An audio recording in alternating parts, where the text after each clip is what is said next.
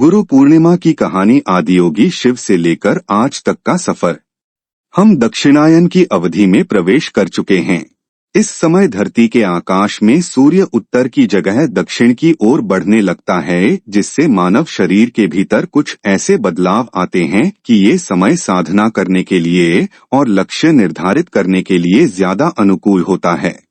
ये वो समय है जब किसान भूमि को जोतना शुरू करता है और योगी पृथ्वी के इस टुकड़े को गूंथना शुरू कर देता है जिसे उठाने का विशेषाधिकार उसे मिला है।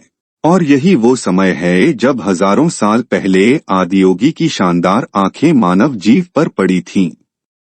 प्रथम गुरु पूर्णिमा की कहानी।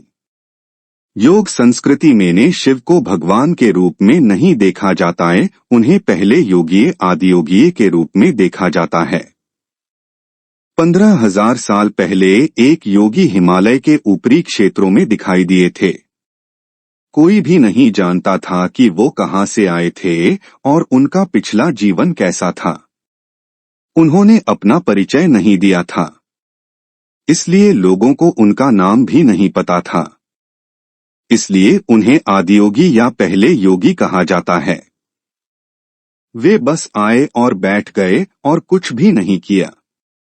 जीवन का एकमात्र संकेत उनकी आंखों से बह रहे परमानंद के आंसू थे। उसके अलावा ऐसा भी नहीं लग रहा था कि वे सांस ले रहे हों। लोगों ने देखा कि वे कुछ ऐसा अनुभव कर रहे थे जिसे वे समझने में असमर्थ थे। लोग आए, इंतजार किया और चले गए क्योंकि वो योगी अन्य लोगों की मौजूदगी से अनजान थे। केवल 7 लोग वही रुके रहे। ये 7 उन योगी से सीखने का निश्चय कर चुके थे। आदियोगी ने उन्हें नजरअंदाज कर दिया। उन्होंने अनुरोध किया, जो आप जानते हैं वो हम भी जानना चाहते हैं। उन्होंने उन्हें खारिज कर दिया, तुम लोग मूर्ख हुए, जिस तरह से तुम हुए वैसे तो तुम 10 लाख वर्षों में नहीं जान पाओगे। तुम्हें तैयारी करने की जरूरत है।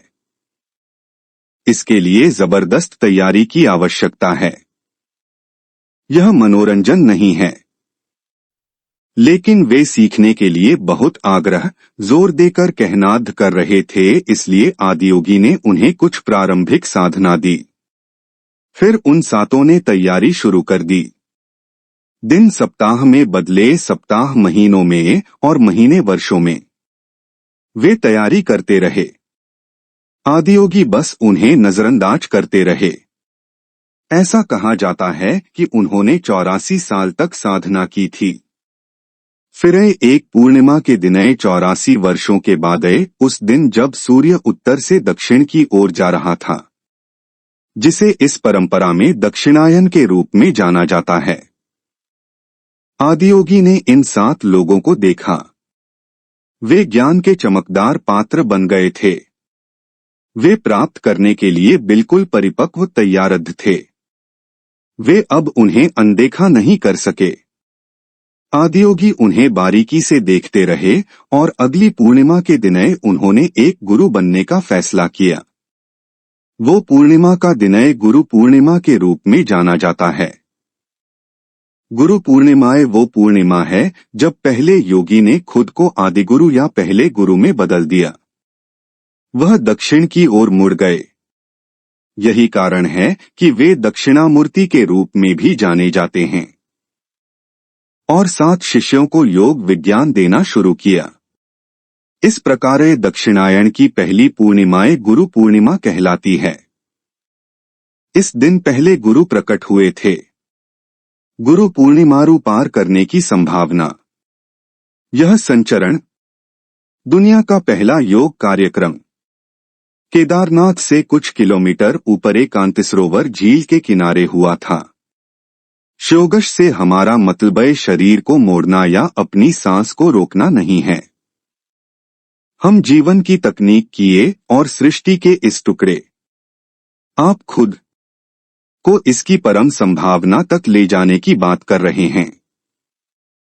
मानव चेतना का यह असाधारण आयामय या इंसान के ब्रह्मांड तक पहुंचाने वाली एक खिड़की बन जाने की संभावनाएं का खुलासा इस दिन किया गया था। गुरु पूर्णिमा मानवता के जीवन के सबसे महान क्षणों में से एक है। यह ऊपर उठने और मुक्ति पाने के बारे में है, जो कि एक ऐसी संभावना है जिसके बारे में मनुष्य कभी नहीं जानते थे। इससे कोई फर्क नहीं पड़ता कि आपका वंश क्या है, आपके पिता कौन थे, या आप किन सीमाओं के साथ पैदा हुए थे, या आपने खुद पर लगा दी हैं। यदि आप प्रयास करने के इच्छुक हैं तो आप उन सभी चीजों से ऊपर उठ सकते हैं। मानव इतिहास में पहली बार उन्होंने घोषणा की थी कि मनुष्य के लिए चेतन होकर विकास करना संभव है। पश्चिमी जगत के वे समाज जो विकासवाद को मानते हैं आज आध्यात्मिक प्रक्रिया के लिए खुलापन रखते हैं। जो लोग मानते हैं कि भगवान ने हमें ऐसा ही बनाया है और इसके अलावा और कुछ भी नहीं मानते, वे ऐसी किसी भी संभावना के लिए खुले नहीं हैं। डार्विन ने 200 साल पहले जैविक विकास की बात की थी।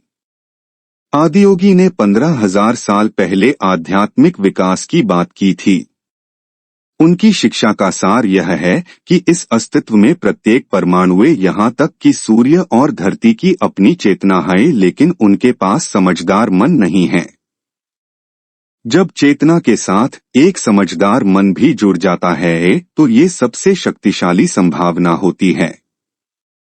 यही चीज मानव जीवन को इतना असाधारण बनाती है।